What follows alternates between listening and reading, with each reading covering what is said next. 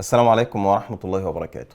مفيش واحد مسيحي على وجه الأرض حافظ كتابه ويقدر يسمعه زي المسلمين، لا في الوقت الحالي ولا من ساعة لما تألف الكتاب واتكتب من الأشخاص المجهولين اللي ألفوه. وطبعا ده على عكس الإسلام تماما، اللي تقريبا لو دخلت شارع أو عمارة واحدة ممكن تجمع الأولاد الصغيرين وتكتب القرآن مشكل من الأطفال دول بس. طب ليه كل ده؟ لأنه ببساطة لو شلنا المصاحف اللي على وجه الأرض هنقدر نعمل ملايين النسخ من مجرد الحفظ، لكن المسيحية غير كده تماما. أضف إلى ذلك بقى كارثة كانوا بيعملوها، إنهم كانوا بيحرقوا الكتب المقدسة بتاعتهم أول ما تقدم، أو أول لما ييجوا يجددوها يجددوا نسخه الجديد يحرقوا القديم. والكلام ده قالوا بالحرف الواحد الأنبا بشوي سكرتير المجمع المقدس السابق.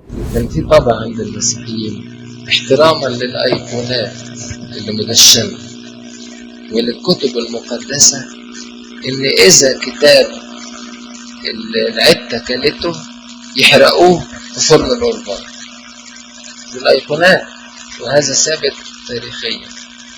أنا لما اترسمت أسقف لقيت الأرابني بتاع كنيسة بساط النصارى بتاعت ماري جرجس مزاحم بيوقد فرن الأوربان بالمخطوطات القديمة، لكن هم في زمان كانوا مش بيعملوا كده. كانت النسخة اللي يحسوا انها اتبهدلت يروحوا حاطينها في الفرن او لعبتها. لا، الورق له عمر يا سيدي، الورق له عمر. النسخ اللي نجت من الكتب المقدسة احيانا بيلاقوها تلتين صفحة، تلت صفحة متاكلة حتت كده فتافيت.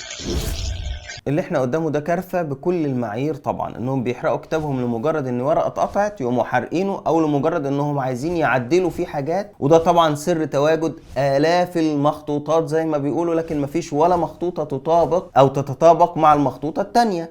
يعني استحالة تلاقي مخطوطتين زي بعض بالظبط، استحالة تلاقي مخطوطتين متطابقتين، لان الرجالة الحلوين دول كانت بتحرق الكتاب وتكتب نسخ جديدة ويعدلوا في الجديدة فيقوموا حارقين القديمة، فما بقاش فيه فيصل يرجعوا له وهم بينسخوا. خلاص كله بقى نسخ نسخ نسخ، ما بقاش فيه اصول وما بقاش فيه اصول قديمه، فاللي عايز يكتب يكتب. اضف الى ذلك كمان مشكله طرحها الاب متى المسكين في تفسير الانجيل يوحنا الجزء الاول صفحه 509، وايضا طرحها البابا توادرس بابا الكنيسه الارثوذكسيه القبطيه في مصر في كتابه مفتاح العهد الجديد الجزء الاول صفحه 276. هما الاثنين نقلوا اقتباس عن القديس اغسطينوس بيتكلم عن قصه المراه الزانيه، قصه مش موجوده في الكتاب، والترجمة اليسوعية بتقول ان هناك اجماع على انها من مرجع مجهول فادخلت في زمن لاحق، وتحديدا في مقدمة انجيل يوحنا صفحة 286.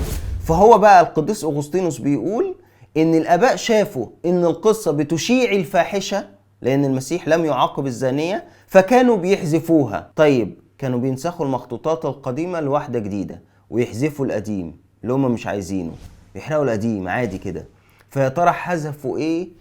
موصلناش بسبب مثلا ان هو كان في عصور مبكرة جدا. المشكلة ان المسيحية في بدايتها ما كانش الكتاب المقدس متداول ما بين عامة الشعب، اشخاص معينين بس هم اللي معاهم الكتاب، لدرجة انهم من 498 سنة و7 ايام بالظبط، يعني يوم 7 اكتوبر حرقوا تندل عشان بس ترجم الكتاب المقدس. فتخيل معايا كده ان محدش حافظ كتابهم، بيحذفوا منه براحتهم زي ما نقل البابا توادرس عن القديس أغسطينوس، بيحرقوا القديم لدرجة ان الدكتور القس إيميل ماهر إسحاق بيقول ان تم اكتشاف المخطوطة السينائية وهي أقدم مخطوطة كاملة للكتاب المقدس في سلة قمامة كانت معدة للحرق عشان يتدفوا بيها ولا ياكلوا بيها ولا يعملوا أي حاجة. وكمان لم يكن الكتاب في متناول عامة المسيحيين. فالسؤال بقى اللي بيطرح نفسه، يا ترى بعد الوضع ده سهل انك تسأل هو الكتاب اتحرف امتى؟ ولا لو سألت السؤال يبقى انت كده اكيد محتاج تتعالج، وممكن تروح تتعالج افضل عشان ما نتعبش. انا عارف الفيديو ممكن يتعلق عليه تعليقات كتيرة قوي، بس انا حبيت اختصر بقدر الامكان. لا تنسوني واهلي من الدعاء. سبحانك اللهم وبحمدك اشهد ان لا اله الا انت استغفرك واتوب اليك، واخر دعوانا ان الحمد لله رب العالمين، والسلام عليكم ورحمة الله وبركاته.